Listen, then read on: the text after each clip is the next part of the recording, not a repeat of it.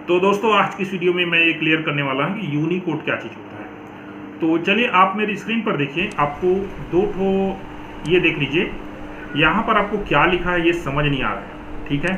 कुछ कुछ लिखा ज़रूर है उसको, लेकिन जो जीमेल है या कहना चाहिए गूगल है वो समझ नहीं पा रहा है। एक दूसरा देखिए, ये भी लिब्रे ऑफिस में ही टाइप किया गया है, लेकिन इसको गूगल जो है समझ पा रहा है। अर्थात एक में आपको पूरी तरीके से समझ में आ रहा है, एक में आपको जरा से भी समझ में नहीं आ रहा है कि क्या लिखा है। अब मैं आपको बता दूं, इसमें से जो पहले वाला जो देखा आपने वो नॉन यूनिकोड फॉन्ट है और दूसरे वाला जो देखा वो यूनिकोड फॉन्ट है। अब चलिए बात करते हैं यूनिकोड के बारे में इतना हल्ला क्यों मचा है, और आप भी ये वीडियो देख रहे हैं तो आपको भी जानकारी की भूख है। तो चलिए जानते हैं। देखो, फॉन्ट क्या चीज़ होता है इसको समझो। आप कोई चीज़ टाइप कर रहे हो और टाइप तो मान के चलिए जो कीबोर्ड है उसमें अंग्रेजी में ही कर रहे हो, हिंदी का तो नहीं है। और एक निश्चित जो सॉफ्टवेयर है, कहना चाहिए आप उसको आप फॉन्ट का सॉफ्टवेयर बोल सकते हो, जैसे कृतिपेट एक सॉफ्टवेयर है।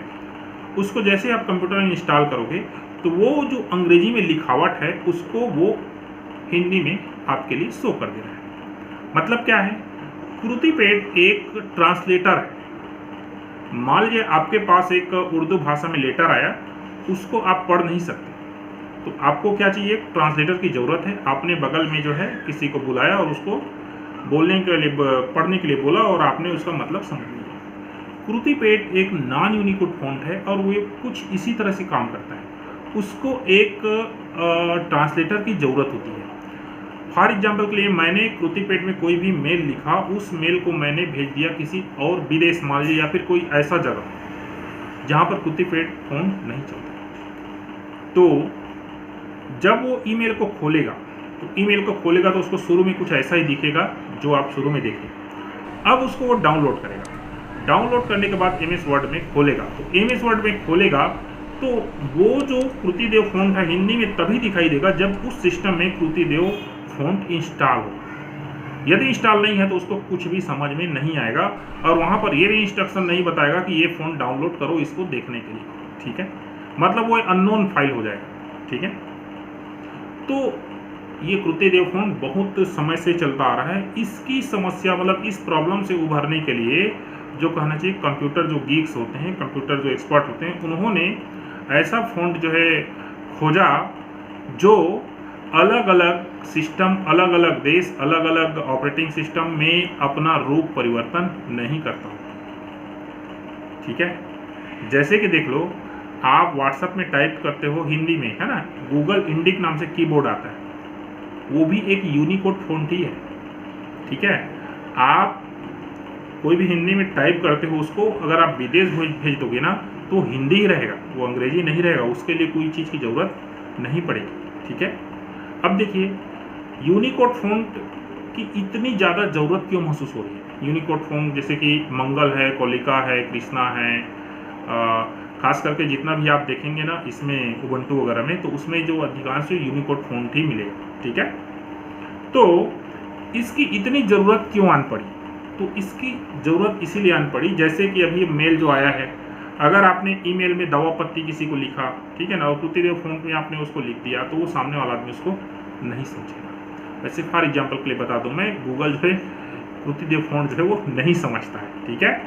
अब जितने भी आजकल जो सॉफ्टवेयर आ रहे हैं सब में इस चीज़ को ध्यान रखा गया है, उसको अलग अलग रीजन के क्षेत्र से के अनुसार उसके भाषा में बदला जा सके। जैसे कि देखो, अब स्टेट बैंक का वेबसाइट है, स्टेट बैंक का वेबसाइट है, आप उसको हिंदी में भी देख सकते हो, अंग्रेजी में भी देख सकते हो, चाहो तो उर्दू में देख सकते हो, और कोई भाषा में देख सकते हो। आजकल एक प्रकार से होड़ लगी हुई है कि सबसे ज़्यादा भाषा में किसका वेबसाइट है, किसका कहना चाहिए ऐप है, मोबाइल ऐप भी ना, मोबाइल ऐप भी देख लीजिए आप। गूगल का जो पूरा फ़ोन है उसको आप हिंदी में कर सकते हो, पूरा सेटिंग्स हिंदी में दिखाता है।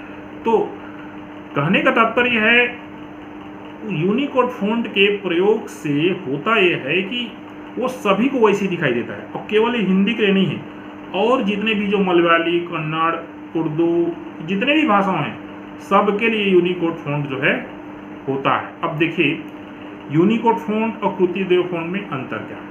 यूनिकोड फॉन्ट को टाइप करने के लिए केवल फॉन्ट की ज़रूरत नहीं होती है, उसके लिए कीबोर्ड की भी ज़रूरत होती है। और अलग अलग भाषाओं में टाइप करने के लिए अलग अलग कीबोर्ड की ज़रूरत होती है। ठीक है, आप उबंटू खोल लीजिएगा और वहाँ पर देखिएगा कीबोर्ड में तो अलग अलग भाषाओं के बहुत सारे कीबोर्ड आपको मिलेंगे। ठीक है, तो जैसे मंगल एक यूनिकोड फ़ॉन्ट है या कोलिका एक यूनिकोड फ़ॉन्ट है, उसको टाइप करने के लिए हमारे देश में 3 प्रकार के कीबोर्ड जो है कार्यरत हैं। पहला इनस्क्रिप्ट है, दूसरा है रेमिंगटन गिल्ड, तीसरा है वेदमाता। ठीक है, क्लियर।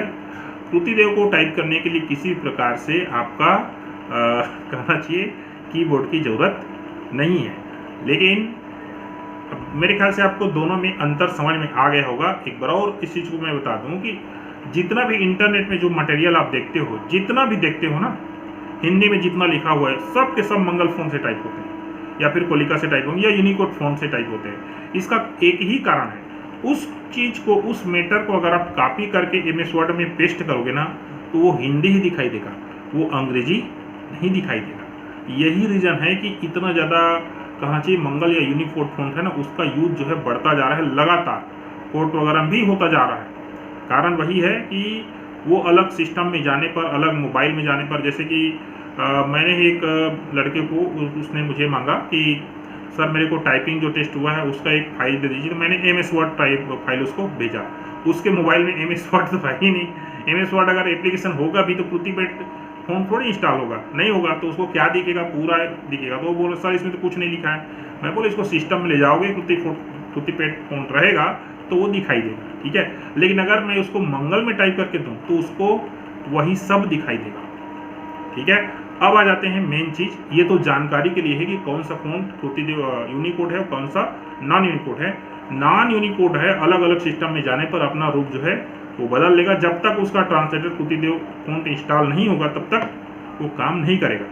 मंगल जो फ़ॉन्ट है या यूनिकोड फ़ॉन्ट है वो हमेशा सब जगह जो है समान बना रहेगा। अब चलिए जानते हैं आपके टाइपिंग के उद्देश्य से ये दोनों के लिए क्या बेहतर है या फिर क्या आपको करना चाहिए। तो देखो ऐसा है, आपके टाइपिंग के उद्देश्य से देखा जाए ना तो चाहे मंगल हो चाहे यूनिकोड हो, दोनों में कोई फ़र्क नहीं है। बस मंगल या फिर यूनिकोड फ़ॉन्ट में ये जो अल्टर कोड वाला जो तमाशा होता है ना वो नहीं होता है। ठीक है, आप विदाउट कोड जो है पूरा टाइप करते हैं और अधिकांश जो की होते हैं, कीवर्ड होते हैं, उसको आप जो है टाइप कर पाएंगे किसमें, उसी फ़ॉन्ट में। ठीक है, लेकिन इसमें एक कमी भी है, बीच में अगर आपको अंग्रेजी टाइप करना है तो यूनिकोड फ़ॉन्ट में थोड़ा मुश्किल हो जाता है, आपको फ़ॉन्ट को चेंज करना पड़ता है माउस ले जाकर। ठीक है, लेकिन इसका दूसरा फ़ायदा ये है, यूनिकोड फ़ॉन्ट और कृतिदेव फ़ॉन्ट। जैसे कृतिदेव फ़ॉन्ट में आप लिखते हो भारत हमारा देश है, ठीक है ना, क्लियर।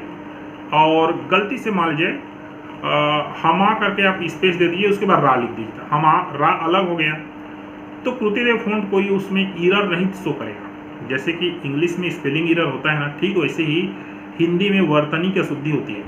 यूनिकोड फ़ॉन्ट जो होता है ना उस अशुद्धि को पकड़ लेता है। अगर आप ऐसा टाइप करोगे ना, आप टाइप करके देख भी लेना। ठीक है, हमा करके रा करके छोड़ दोगे ना और हमारा देश भारत है तो फिर उसको पकड़ लेगा, लाल लाइन में उसको बता देगा कि यहाँ पर गलतियाँ हैं। तो यूनिकोड फ़ॉन्ट आपको ये सुविधा देती है कि क्या क्या हिंदी वर्तनी में गलतियाँ हुई हैं उसको वो पकड़ता है। अब आप लोग सोच रहे हैं सर उबंटू में कृतिदेव में हम लोग टाइप करते हैं तो क्या वो यूनिकोड है। तो देखो, आप उबंटू में कृतिदेव टाइप करते हो तो वो फ़ॉन्ट यूनिकोड नहीं होगा, क्लियर, वो नॉन यूनिकोड ही है। अब देखिए, यूनिकोड फ़ॉन्ट को नॉन यूनिकोड में कन्वर्ट किया जा सकता है या नॉन यूनिकोड को यूनिकोड में। यदि आप कृतिदेव फ़ॉन्ट लेते हो और कीबोर्ड आप रेमिंगटन गिल्ड लेते हो तो टाइप फिर कृतिदेव के हिसाब से नहीं होगा, वो रेमिंगटन गिल्ड के हिसाब से होगा। कहने का तात्पर्य है नॉन यूनिकोड फ़ॉन्ट को जो कीबोर्ड है वो यूनिकोड में बदल देता है। अब एक और देखिए इसका महत्वपूर्ण फ़ायदा। देखिए, कंप्यूटर में आपको अलग अलग प्रकार से फ़ॉन्ट चाहिए ना, तो कृतिदेव फ़ॉन्ट है, देवल है, कृष्णा है, गुरुमुखी है। मैं सोचता हूँ हिंदी का ना कम से कम 100 से ज़्यादा प्रकार का फ़ॉन्ट है और आपको हिंदी में लिखने के लिए कहना चाहिए कोई सा भी फ़ॉन्ट आप यूज कर सकते हो। लेकिन अगर आपको मान लीजिए मलयाली में लिखना है तो आपको फिर से नए फ़ॉन्ट डाउनलोड करना पड़ेगा जो मलयाली टाइप का फ़ॉन्ट होगा। तो इसका तात्पर्य ये है कि मान लीजिए हमारे देश में 100 भाषा है तो कहना चाहिए 100 प्रकार का फ़ॉन्ट आपको डाउनलोड करना पड़ेगा सभी को टाइप करने के लिए। लेकिन यूनिकोड में ये फ़ायदा है, जैसे मंगल फ़ॉन्ट है, कीबोर्ड अगर आप चेंज करोगे, जैसे कि वेद माता ऑन करोगे तो वो हिंदी में लिखाएगा, लेकिन अगर उर्दू का कीबोर्ड वहाँ पर लगाओगे तो वही मंगल फ़ॉन्ट में उर्दू टाइप होगा। अगर मलयालम का कीबोर्ड लगाओगे तो मलयालम टाइप, अगर उसी में अगर मान लीजिए तेलुगु का कीबोर्ड लगाओगे तो तेलुगु टाइप होगा। और मैं आपको बता दूं, उसी में अगर जैसे रसियन का कीबोर्ड लगाओगे तो रसियन टाइप होगा। मतलब एक ही फ़ॉन्ट है मंगल फ़ॉन्ट, और उसमें आप हर प्रकार के भाषा जो है टाइप कर सकते हो अलग अलग कीबोर्ड ऑन करके।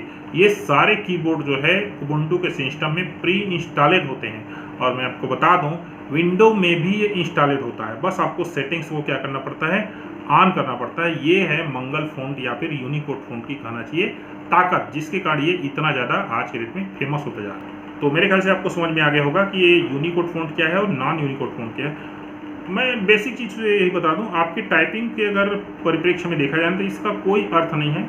ये बड़े बड़े जो सॉफ्टवेयर निर्माता हैं, जो कंप्यूटर निर्माता हैं, मोबाइल ऐप निर्माता हैं, उनके लिए ज़्यादा महत्वपूर्ण है, क्योंकि उनको बहुत सारे जो है 25 भाषाओं में अपना ऐप को लॉन्च करना है, 25 भाषा में अपना विंडो है उसको लॉन्च करना है, या कोई भी चीज़ कहना चाहिए, तो उनके लिए ज़्यादा महत्वपूर्ण है। आपके लिए उतना ज़्यादा इंपॉर्टेंस नहीं है। आपको वीडियो इन्फॉर्मेटिव लगा तो please subscribe the channel and share the video. Thank you.